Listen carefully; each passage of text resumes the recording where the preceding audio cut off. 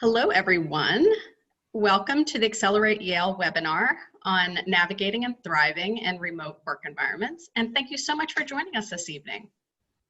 My name is Wendy Maldonado D'Amico, and I'm Yale College class of 1993. And I am a member of the Accelerate Yale leadership team. We're delighted to have this evening's webinar co-sponsored by Yale Women and Careers Life in Yale, and made possible by Yale Alumni Association's shared interest groups. Before introducing our speaker and moderator, I'd like to review a few operational items with you. First, please know that this webinar is being recorded. Keep that in mind because the chat will also be recorded, and all participants on the webinar are muted. Second, if you go to the bottom bar of your screen, you'll see some buttons at the bottom. There are two that I'm going to ask you to pay attention to. First, you'll see two double bubbles toward the middle labeled Q&A. That is where we would like you to submit any questions that you have for the speaker. If you go across the bar a little to the right, you'll see another bubble labeled chat. In chat, that's a place where you can chat with other participants on the webinar. If you pose a question there, just know that it won't be answered in the Q&A session at the end of the webinar after Catherine speaks. So please work to keep all of your questions in the Q&A double bubbles. Let's see here. So the webinar will last 1 hour, and we're going to reserve the last 25 minutes for your questions. And now I would like to introduce Grace Hsieh, our moderator for the session. Grace is Yale College class of 2007. And she is a co-founder of Accelerate Yale. Her 13 years of marketing and operations advice experience to senior leaders have spanned multiple sectors across the North American, Asian, European, and Latin American markets. Grace. Thank you, Wendy. I'm delighted to introduce our featured speaker for this evening, Catherine Stewart. Catherine, Yale College class of 2005, is the Chief Business Officer at Automattic, the company behind Wordpress.com. At Automattic, she built the company's go-to-market functions, including marketing, inside sales, partnerships, and corporate development. This work contributed to growing the company's valuation from $1 billion to 2014 to $3 billion in 2019. Previously at Facebook, Catherine helped launch the ad tech business unit and led the 3-year planning process. Prior to that, she helped Random House transition from selling physical to digital books and was a strategy consultant at McKinsey.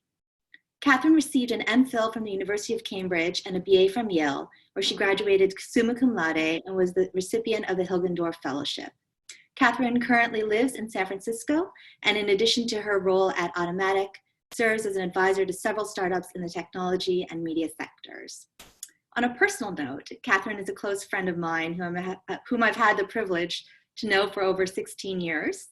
We played violin together in the same orchestra at Yale, which she also led as managing director. And like so many others who are joining this evening, I've been a longtime admirer of Catherine's. I'm thrilled she's here with us tonight to share her insights on navigating and thriving in the world of remote environments.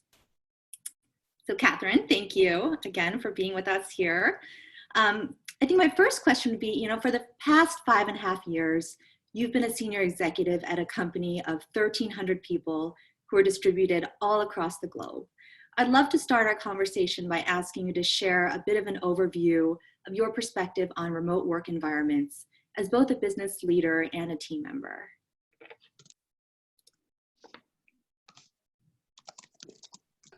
Sorry, unmuted. But in any case, thank you for having me. It's a pleasure to be here. And yes, it's been close to 6 years of managing remote teams. And it's been quite an adventure. And I have to admit that some of the elements were surprises. But it's also not so dissimilar from managing in other environments as well. It's just there's an additional component of communication, of paying attention to how people are feeling, of trying to pick up on cues that may not be as obvious when you're in a distributed environment and communicating over Zoom or Slack. Yeah, I'd say at a high level, that's been the experience. So in this current COVID-19. By the way, just a technical thing. Can we mute the other participants on the call. Wendy, would you be able to do that?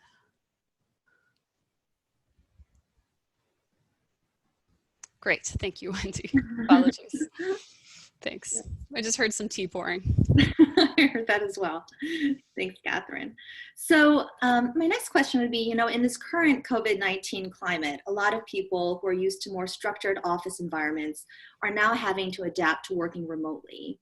As someone who started her career as a management consultant before moving to the publishing sector and then to the tech industry, I'd love to learn how you navigated the transition to 100% remote work environment, and how you decided to join a company that didn't have any physical offices, and what that transition was like, if there were any unexpected challenges that you had to contend with. I have to admit that when I was joining Automattic, it was not inspired by the fact that the company was remote. So I figured that I would, that was part of the experience, and that I would learn to adapt, and so I have. It certainly is.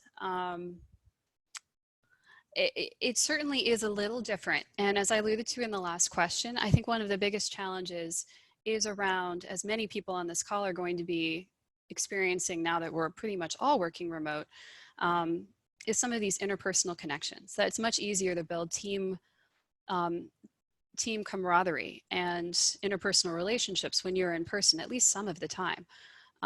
So I want to say that even for us, even though we are used to operating fully remotely, and we have 1,300 employees spread out across many countries, that this has been an adjustment for us, that we're not used to having people who have to work at home rather than from a co-working space, or who may not have as strong Wi-Fi because all of their neighbors are also using the Wi-Fi and streaming Netflix, and they used to rely on the local coffee shop instead of their home office, or people who have children at home and don't have the childcare options that they used to have. And so all of these are challenges for us, as well as I know for probably many, many people on this call. And we're adjusting. We're doing the best we can. These are extraordinary times, and we're working through them. Great, thank you.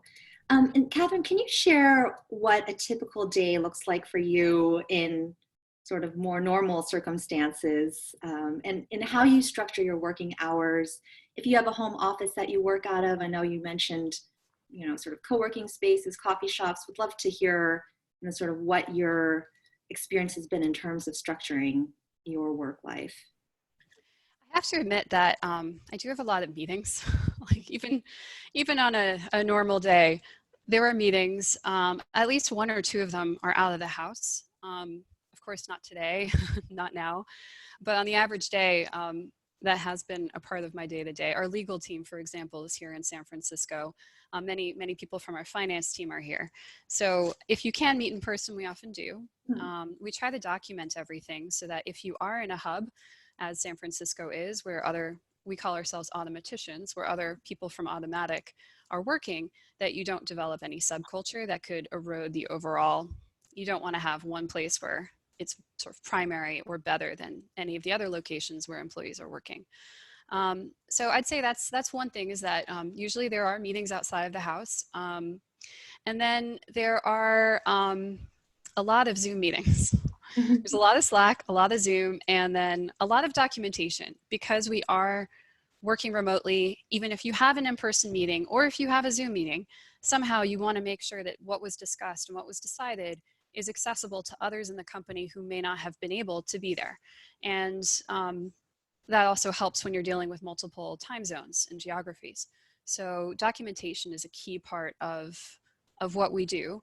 At Automattic, we have our own intranet that allows us to, it's a little bit like Facebook for work, but in our case, it's WordPress. So we're using our own product just for internal use. So each team has their own blog, essentially, and that allows us to also make decisions that are very public to others within the company, and to share information in a way that's also searchable. So for example, if I'm having a meeting with Google and I want to see who had a meeting recently, then I can do a search and find the meeting notes from prior conversations.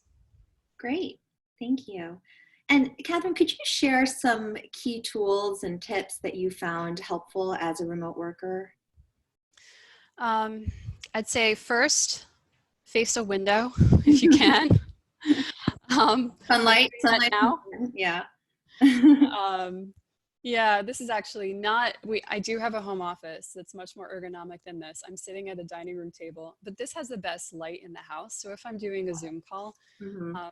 I want to make sure that I'm facing a window as opposed to doing the Godfather thing and presenting a silhouette. Another thing is being audible. So I know this is not the most stylish piece of equipment, but it works quite well for tuning out background information Right. or background sounds, and that's pretty helpful as well to the others on the call. So Sure. this way, if a siren goes by on the street outside my window, you will not hear it. If you do, let me know. So I'd say there's some basic things. In terms of, not tools, but more I don't know, subtle or sophisticated would be being thoughtful about the tone of what's being communicated when you're using text. Mhm. So I'm sure if you're all used to using Slack in other contexts, then this is not a surprise. But if you're relatively new to Slack because you are in a more traditional work environment or any kind of text-based communication, what I've found is that a simple question such as, how is that project going? That could be meant in a very friendly way. When your tone of voice isn't associated with the text message and there's no facial expression, it can easily be misinterpreted. And someone else receiving it might see that as, so how's that project going? Right. With a note of concern or worry or doubt.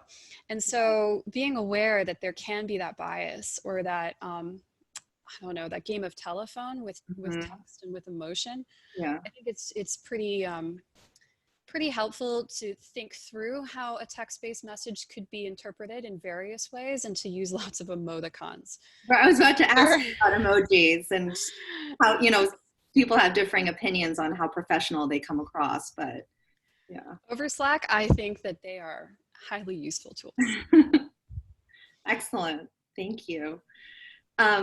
So I think, transitioning now a little bit to your role as a leader within a company of, again, 1,300 people all around the globe, obviously operating on different time zones. I think even in sort of more traditional work environments, there's often an expectation that one's always going to be on and accessible. And I'd love to understand from you, Catherine, as a chief business officer, how does that work from a practical standpoint? Do your colleagues understand that there are certain hours where you're not available to answer questions, even if you're awake and not asleep? And how do you navigate that? I think it's very important to not only be sometimes off for your own sanity and well-being, but also to set an example for others at the company. Mhm. There's what I say and there's what I do, but what I do will always speak louder.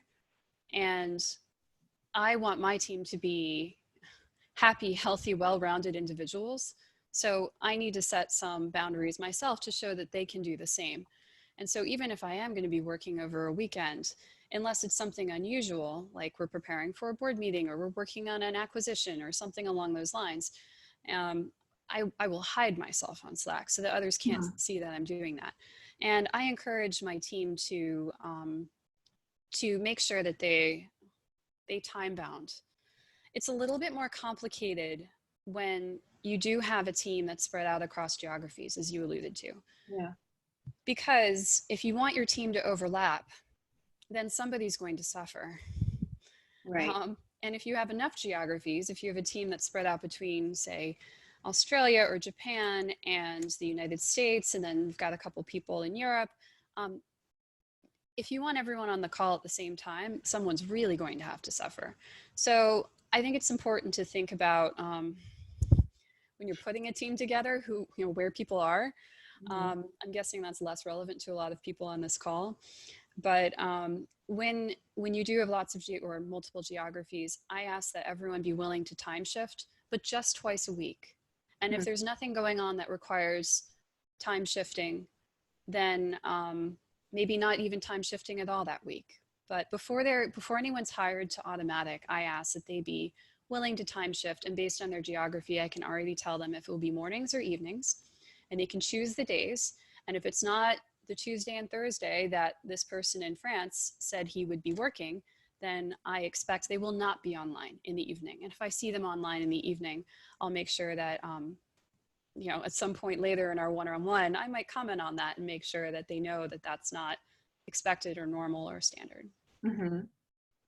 Got it. Thanks. Yeah, no, I started my career abroad in Beijing, as you know, and definitely was on a lot of midnight calls with Asia and Europe and the US at the time. And I think it's great the way you sort of make it very clear to your team that, it's not always expected that they're going to be working around the clock. And I'm sure it's very helpful in terms of, sort of managing attrition and retention and sort of team happiness.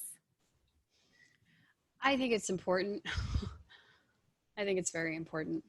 And then you also have the teams that will have challenging work-life balances because they work on deals. Maybe it's M&A, maybe it's partnerships. So for those folks, if they have to work weekends for 2 months in a row because they're trying to buy a company, then I try to make sure that they take that time off somewhere else, that they properly take 2 weeks vacation. Whether or not they even have plans of what to do with it, I want them to not be online and to take a breather. Right. I'm sure some of you work in industries that can have spiky hours that way and can relate. Right. Is Automattic unlimited vacation, or what's the policy on that front?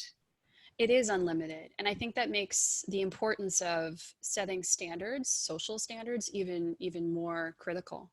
Because unlimited, at least when you say we have 4 weeks or we have 2 weeks, then everyone knows what that means. Right. And they know that taking up to that amount is completely acceptable. Right. When you have unlimited, I think that people are even more attentive to social cues. Right. Absolutely.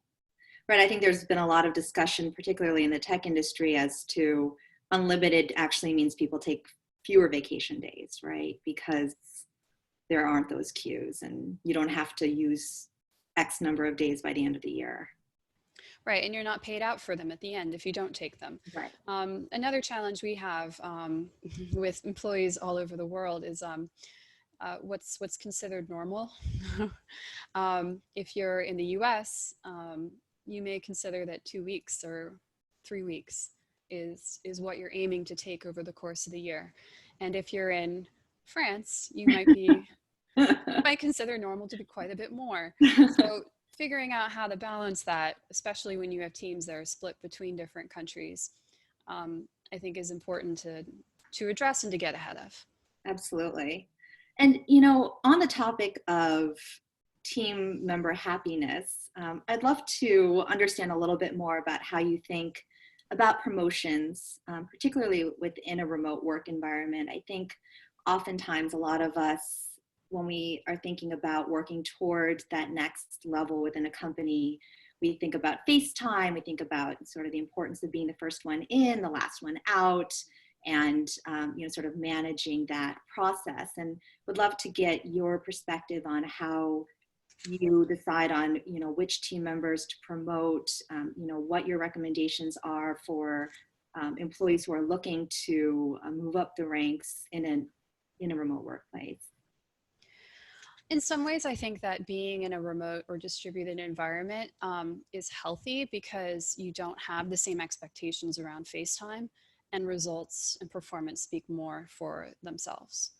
And I think that when you have people who can be judged entirely on what they've achieved, in some ways that's really nice. You don't know what they're wearing every day. You don't know necessarily how they're looking on that average Tuesday because you happen to have no Zoom calls with them. And I think in some ways that's a nice leveler. In hiring, actually, I hired, this was years ago, but a woman who had a name that was not obviously female. Hmm. And when I was collecting feedback at the end of her whole loop, I realized that some people didn't actually know because they were using the gender pronoun he. I thought that was really, I thought that was really interesting and nice in many ways, that you could go through a whole hiring process, and if there's enough text-based communication, not everyone has actually spoken with the person, that gender is completely irrelevant because people don't even know. Now, of course, it's less relevant in the day-to-day once you've been working with people, but yeah, we've certainly we've promoted plenty of people at Automattic, and it's based on their results. It's based on what kind of manager they are.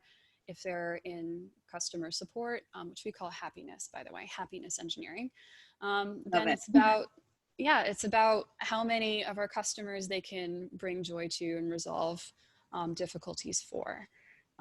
Or if it's for an engineer, it's about the quality of the code that that person has produced and contributed. So it's definitely an environment in which promotions, I think, are just as possible as one that's not remote. Mm-hmm. Great, thank you.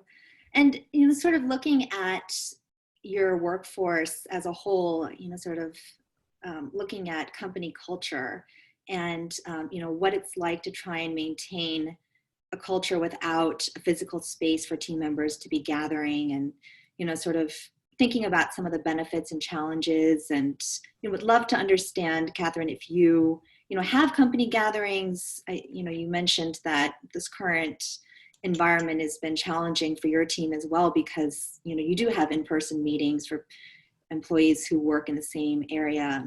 Would love to understand sort of what your thought processes on regional get-togethers, company-wide retreats, how you guys implement those. Yeah, we actually travel a lot. It depends on what your role is within the company, how much you travel. But the common assumption is that people who work in sales or partnerships are more likely to travel than people who work in engineering. For us, it's slightly different. That is also true, but in general, the more teams you oversee, the more you'll end up traveling. So it's a slightly different scale. And the reason for that is because we have a policy where each team gets together once a year. And that time is usually, say, 4 to 5 days, on the up, like 3 to 5 days, we'll call it. And then we also have 3 conferences, one in Asia, one in the US usually, but somewhere in North America, and then one in Europe. And then we have a full company-wide get-together where everybody all gets together in one location. We've been doing Orlando, Florida recently. But in any case, these trips start to add up, because if you have, say, 9 teams that you're overseeing and you attend all their meetups, and then if you have some partner teams, so for example, I do not oversee engineering, but if there's an engineering meetup, an offsite, then I will likely attend that so I can stay in touch. And then there are executive team meetups, and those are more frequent. Those are at least once a quarter. And if you just add it up, it ends up being, I'd say, about 50 to 70% of the time on the road. Wow. So, it can be a lot, and it's definitely something that we've been thinking about, because over time, as we grow, that doesn't continue to scale. So how do we adjust that policy? I wouldn't say we've entirely figured it out, but we have been playing with a lot of different ideas. For example, of maybe not doing a full company-wide meetup and maybe splitting it out into smaller units now that we have gotten so large. Right. Thank you. I have to know, is Disneyland usually part of those company retreats in Orlando? We did Universal Studios last year. Sorry, Disney World. Yeah, of course. I get them mixed up all the time. Great. So, Catherine, prior to joining Automattic, you worked at Facebook, which is also known for having a very strong organizational culture. And, would love your thoughts on, assessing the culture at Automattic as compared to a company like Facebook. The cultures are very different, but when it comes to remote, the cultures are almost opposite, because Facebook has placed historically a very strong emphasis on having everyone in one location. And what's interesting is that at some point, as I mentioned, that we are starting to find that we are outgrowing our current model of meetups once a year for every team and all company-wide gatherings. Facebook quickly outgrew that policy of everyone in one place because it simply doesn't scale over time. So the first thing to get relaxed, I joined Facebook in 2011, so about a year before the IPO. And at that time, we did have other offices, but they were almost exclusively for sales folks. Not entirely, but pretty close. So for example, there was a New York office, but no engineers were in the New York office. And over time, that policy had to get relaxed as Facebook wanted to grow and wanted to invest more and more in their talent and hiring people from Europe who wanted to stay in Europe, not move to Menlo Park. And even relaxed to the point where there's now an office in San Francisco. At first, it was just for Instagram employees, and then there was a softening even beyond that. And that was quite a symbolic softening. And it happened actually after I left. There was no San Francisco office for anyone except for Instagram employees at the time when I left in 2014. So I think it's a part of any company. As you scale, you often have to change what you've known and the values you've held dear. It's just a reality. Now, even if you're working at Menlo Park for Facebook, you often can't get between the meetings. There's so many buildings that you can't actually get between all the meetings in time to be in time in between the meetings for traveling and exactly. So even if you are in Menlo Park, you're doing a lot of calls by Zoom in any case. So companies are all, we're all continuously reinventing ourselves and figuring out what works for the next stage. Mm-hmm. Thank you. So Catherine, before moving to audience questions, I'd love to hear your perspective on the potential for remote work as a larger continuing trend, even after things return to some semblance of normal. And, are there specific companies and types of companies that you feel are strong models for remote work? Yeah, a lot of companies are going remote. And even before COVID-19 became the pandemic that it now is, more and more companies seem to be moving towards a remote work environment. I think things often come in and out of fashion. Mm-hmm. When I first joined Automattic, it seemed very odd to a lot of people that I would work for a company that was fully remote. And I noticed that starting about a year ago, I started getting a lot of calls from people saying, look, I'd like to make my startup follow a remote model. We're not currently, I'd like to move towards one, or I'm about to start a company and I want it to be remote. Can we talk? And I just found that really interesting. I don't know that there's a perfect model for really anything, at least not something as complex as, building a successful company and culture. But I do think that there are pros and cons. And so depending on what you're trying to optimize for as a CEO or leader, there are different approaches that you might want to take. Mm-hmm. Got it. And finally, I understand that you've recently accepted the position of COO at Hsieh.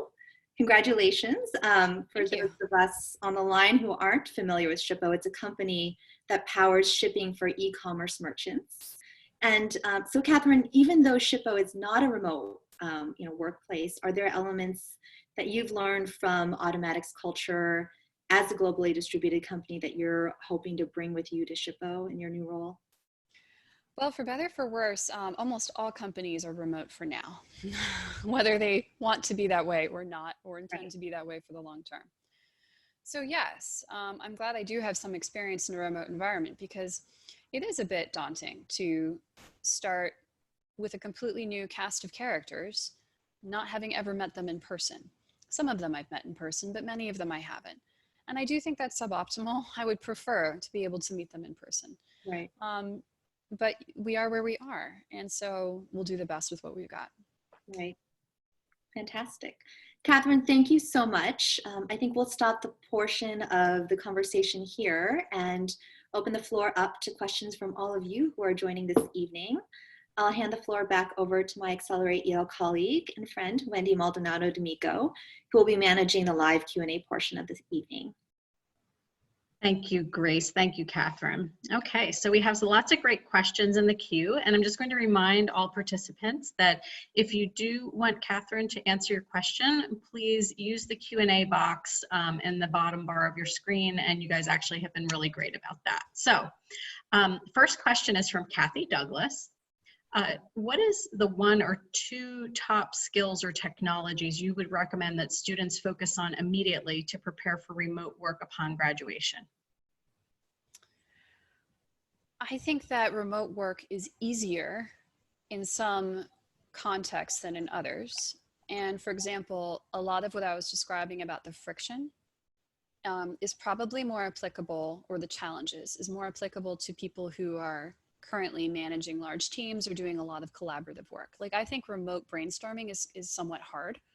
Whereas if you're working as an individual contributor, in some ways it can be a breath of fresh air to not have people stopping by your desk and bothering you with questions, potentially.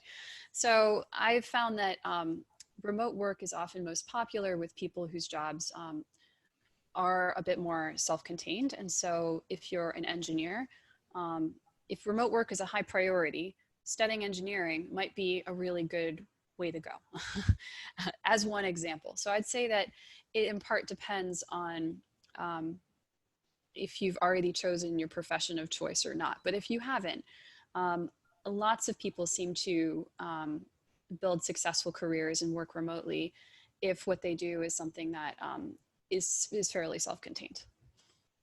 Excellent. Okay, thank you. The next question is from Barbara Geddes. Barbara says the following: I am an architect who is now running a studio remotely. We have to look at drawings together and collaborate and mark them up together. We are using Zoom now. There are now security concerns, as you know. Would Slack work for creative collaboration when you have to look at a mutual work product together and alter it in real time? This is essential to how I work with others. There's far too much talking these last 2 weeks and less drawing. Zoom versus Slack versus something else? What do you have to say about that, or to that? Yeah, that's a tough one. And this actually gets to what I was describing in the last question as well, which, by the way, Kathy just added a comment to clarify. But I think that, yes, collaboration is simply harder in a remote environment, and I haven't found the perfect solution. You can try online collaborating tools. There are a number of design products out there that you can try out. I'm not a designer, so I can't give too much of a rating or a review for them. But I do know that Miro is one that a lot of folks are using and have liked. It allows for someone to create a mock-up and then someone else to interact with that mock-up and add to it. I would suggest doing a bit of an online search, because I'm guessing for architecture, there are going to be more bespoke solutions that are probably even better for what you're describing.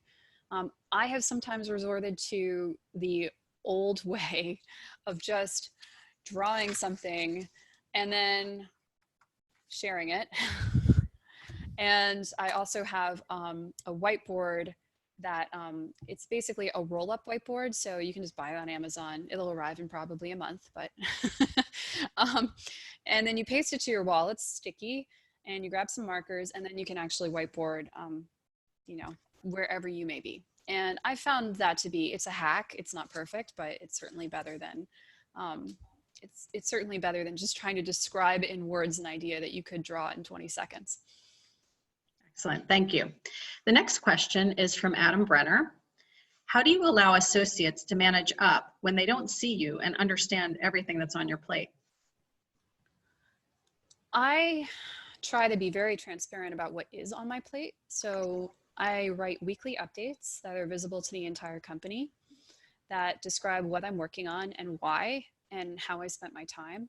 A lot of people, I actually don't do this now, but I will going forward, have completely visible calendars as well. So you can see all the meetings, so that your team can see all of the meetings that you're having, and not only when you're busy or free, but exactly how you're spending your time. I think it's important as well to make sure that the team's in the loop, not just as to the blocking and tackling that you're doing, because everyone's busy, we're always busy, but the higher level why. So making sure that it's really clear, look, for the next 3 months, I'm focused on hiring, and I am focused on, let's just say, 2020 COVID-19 response, like what the plan is going to look like, whatever it might be.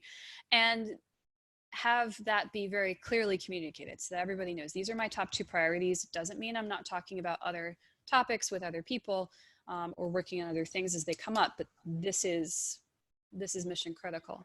I think that can help a lot as well. Thank you. The next question is from Constance Royster. What is your experience or advice on platforms other than Zoom? And please keep in mind your answer is not for attribution.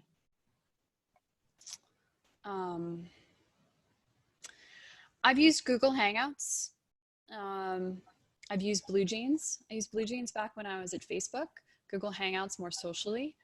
I like Zoom. I think it's more reliable.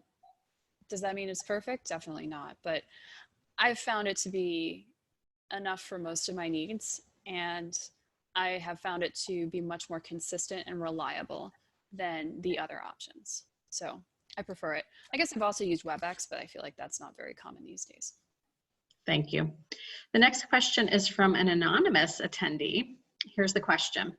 Do you see a difference in managing stakeholders and relationships between working remotely internally versus externally? So for example, with clients. So, as an example, have you had clients who used to meet in person, but then you had to transition to more remote meetings? And was there a change in the quality of that relationship? I actually find that it's a lot easier to go from an in-person relationship to one that is not than it is to develop it entirely remotely. Because at least you have some experiences, some goodwill, some trust that you can draw on. This happens to me actually frequently, where you'll develop a relationship, whether it's internal or external, and then you'll go back to wherever it was you came from, and you won't work together quite as closely in that way. I have found that that in-person interaction and that memory of that in-person interaction does go a long way. And that, yes, it is good to refresh that. You don't want to let it go indefinitely, but you can get a lot of mileage in between those in-person interactions. Excellent. The next question is from Kathy Douglas. Do you have suggestions on how graduates with skills in remote work technologies sell themselves in job applications to organizations that don't currently have remote working systems in place? I know Kathy's active on chat. So if you want to clarify even further, wait, the question just disappeared. Oh, it did. Oh, I'm sorry. No, no worries. Okay. Yeah, I found it again. Okay. Sell themselves. I have a feeling that you probably have something fairly specific in mind. Like what kinds of organizations that don't have remote working systems in place. I come from a tech world, so I'm probably coming with a lot of assumptions and biases about what kinds of systems are in place. So she's saying, I'm thinking about in this moment, students are on the market now. I think if students can be more tech savvy, that is always helpful. If they're familiar with the commonly used tools and can switch between them with ease, then that will certainly set them up more for success. It is a fairly level environment in that everyone's in the same boat. It's not as though one country is grappling with this and all the others are fine. It's actually like pretty much widespread. So I think in that sense, while it's tough, it's probably at least tough for everyone. I'm sure I could be wrong in some geographies or some areas or regions, but I would imagine that if you're a student who is graduating, at least most of the other students will be in a similar situation. And so it's not as though there's one person who has that in-person meeting and can therefore get an edge. We're sort of all in this situation together. Okay. Excellent. All right, thank you. Okay, so we have a question from Cynthia Taub. Do you have any tips on how not to be distracted when working remotely?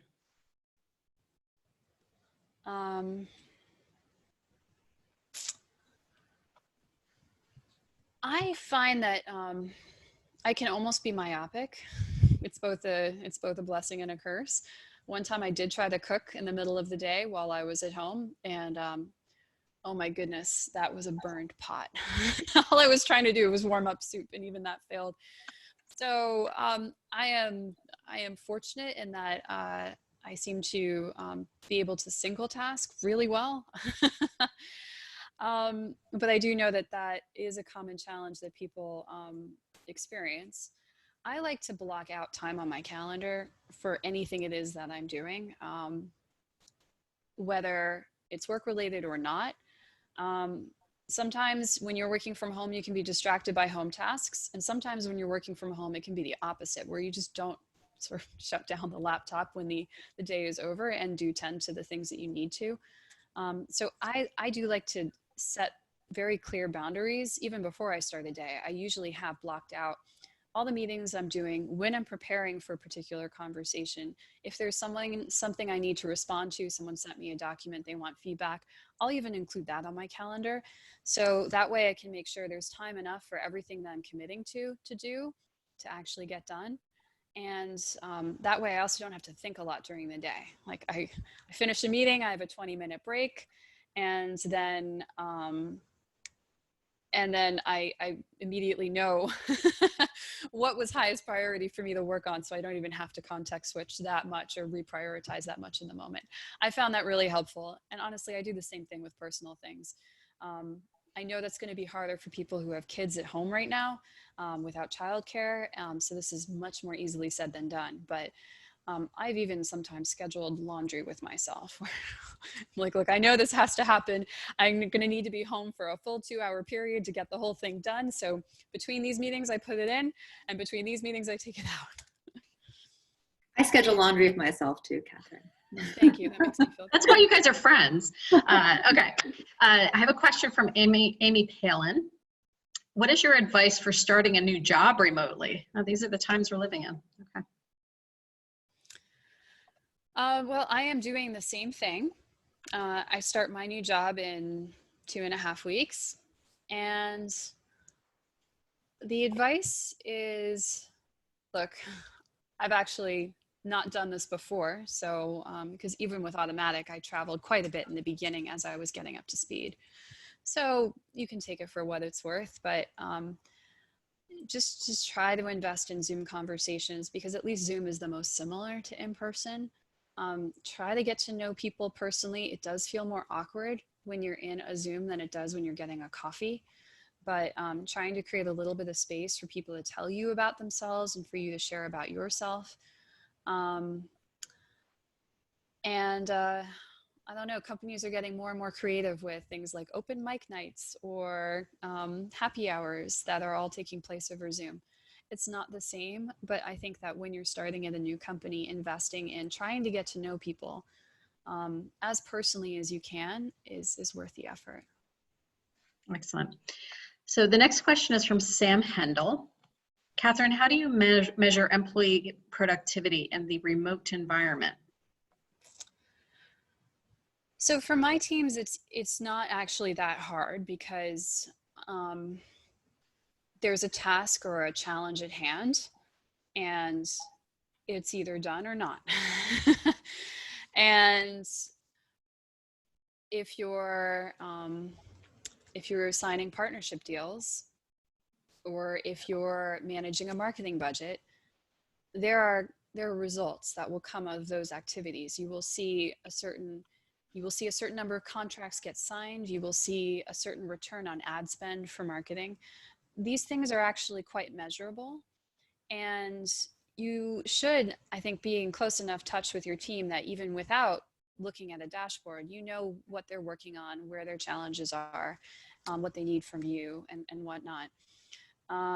So I think that in some ways it's actually quite nice. As I mentioned earlier, it's a leveler, because there is no influence of who's in the office for the longest number of hours. It is, what is the impact of what everyone's working on? Because if they manage to have that impact and they're only working 5 hours a day, I am thrilled for them. Congratulations, that's great. They deserve that extra time back for themselves. If it takes them longer, then that's okay too. But I care much more about what they're able to achieve than how many hours they're spending doing it. Thank you. The next question is from Erlyn Neri. How do you handle work imbalance for your team who is working remotely from home? So is it best practice to suggest or require staff who are working remotely from home to check out and complete learning topics to help fill in work gap time? So for example, LinkedIn Learning. And should specific learning topics be promoted for them to choose the topic, or should managers provide those suggested topics? Okay, let's keep this question up just for another second while I Sure, no piece problem. through it. So it sounds like this is in the context of training and employee training, because the two examples are both around learning. Yeah, it does seem as though this is around how can we make sure that we're training our employees to have the right skills. I think it could do. In my line of field in tech, I don't think it's necessary because for the most part, we're not hiring people who are completely new to the work. I might be slightly out of touch though, because for the most part, the level beneath me and the level beneath them is they are fairly experienced. So we are hiring people who for the most part know how to do the jobs that they've been hired to do. There's always opportunities for growth and development, but a lot of that in my world is coming from the mentorship, the observation of the person in front of you. It's a little bit more of an apprenticeship model than it is, you know, here are some things that you need to learn. I think that changes when you're talking about bringing in people who might be entry level, and it changes when you're talking about people changing the teams or basically the skills that are required for them. So if that's the case, then I can see learning being really valuable. And absolutely, I think doing it online is a great way to do it. We're all figuring out how to learn in a remote environment. Of course, we're Yale alumni, and even Yale itself and all the other universities are doing learning in a remote context. And so I think it can be done, and learning is great if in certain contexts. Next question is from Chris. Hi, Catherine. Interesting to hear that scale is a challenge for fully distributed teams, and yet more location flexibility is also demanded when single office companies get larger. I'm thinking that this means fast-growing companies just need a particular caliber of HR leadership. Any comments on that?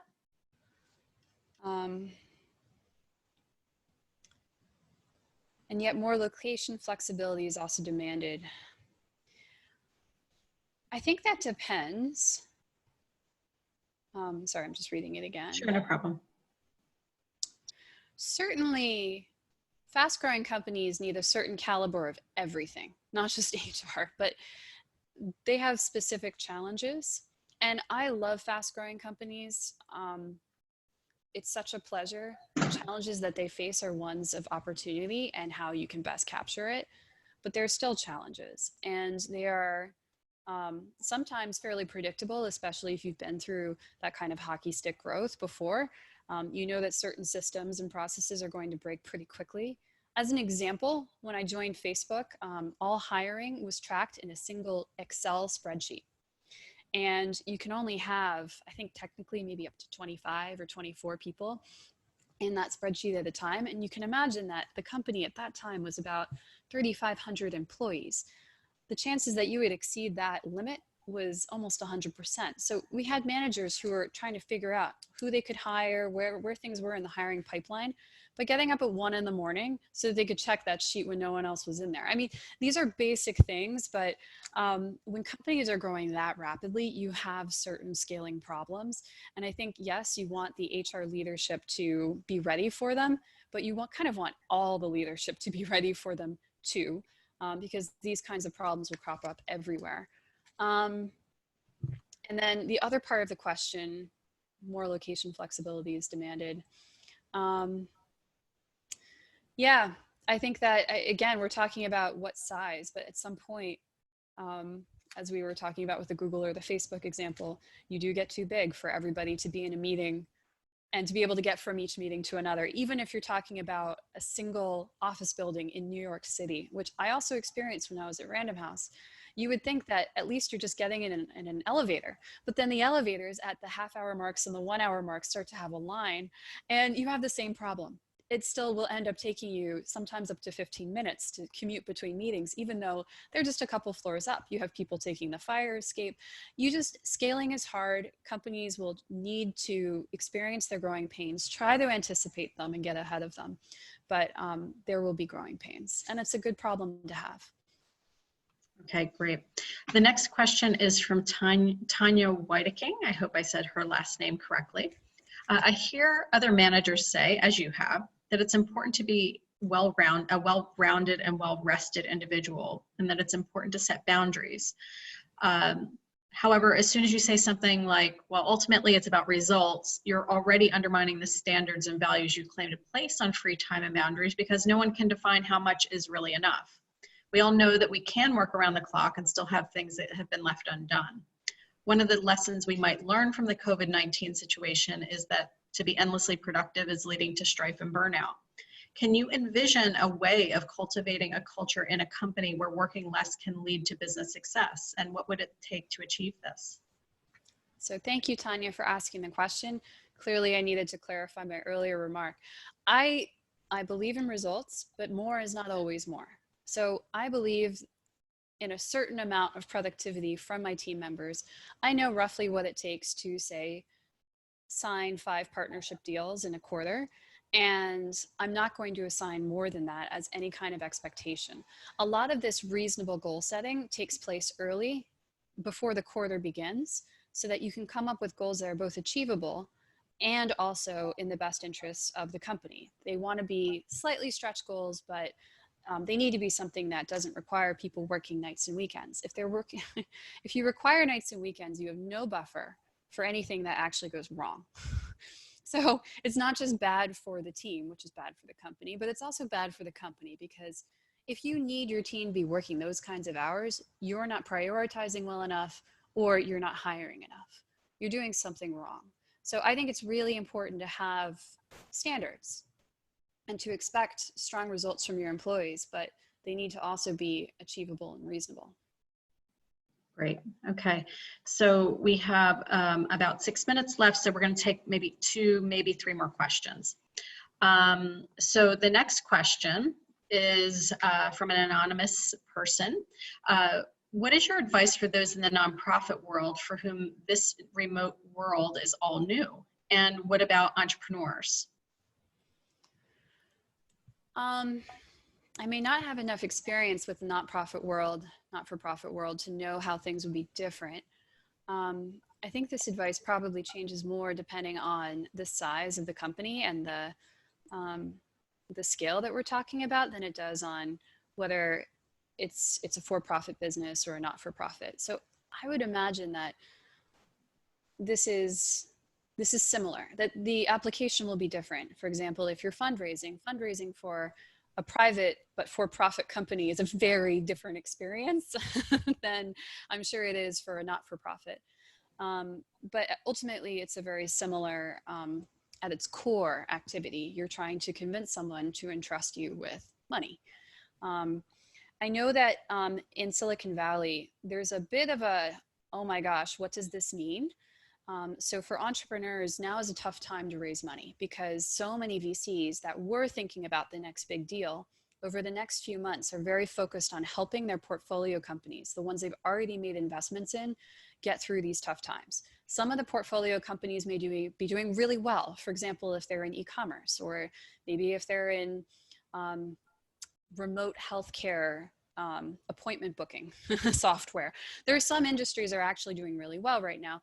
And then there are lots that are absolutely struggling. So for example, if you're a startup in the travel space or in the event planning space, if you're planning large gatherings of people, these are tough times. And so I think that a lot of VCs are trying to figure out what this means for the companies that they've already committed to helping succeed. I wouldn't be surprised, though, if in another sort of 3 to 6 months, a lot of VCs start to open back up and look at what's out there.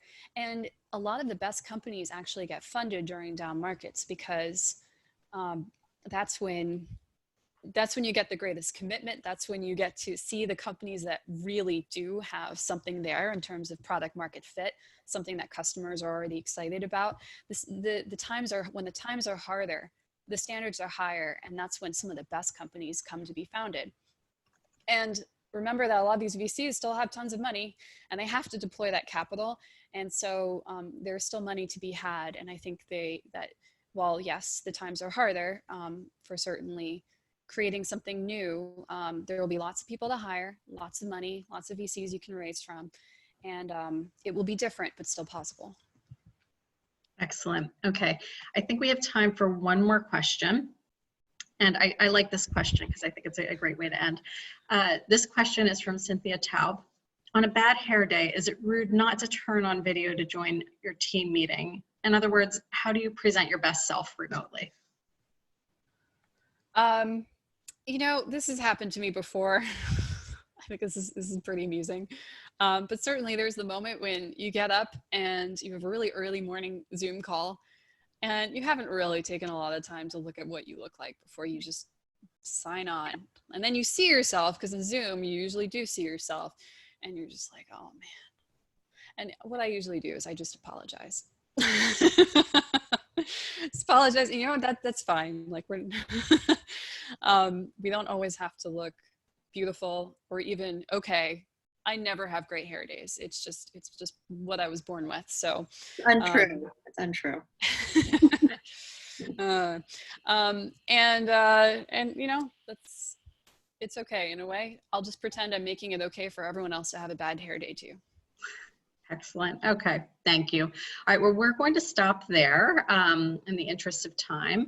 So, and I'm sorry we weren't able to get to everyone's questions, but we do like to begin and end on time. So I would like to just thank all of the participants who joined us this evening for your attention and your questions, and for spending this hour of your evening with us.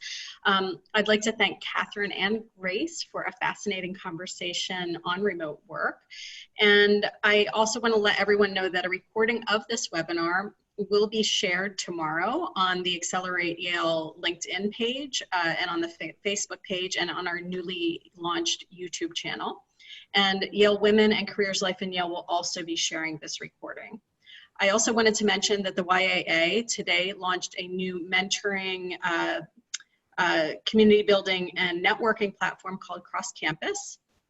This allows students and alumni to connect to each other. So alumni and alumni can connect to each other, and alumni can connect to students, and vice versa.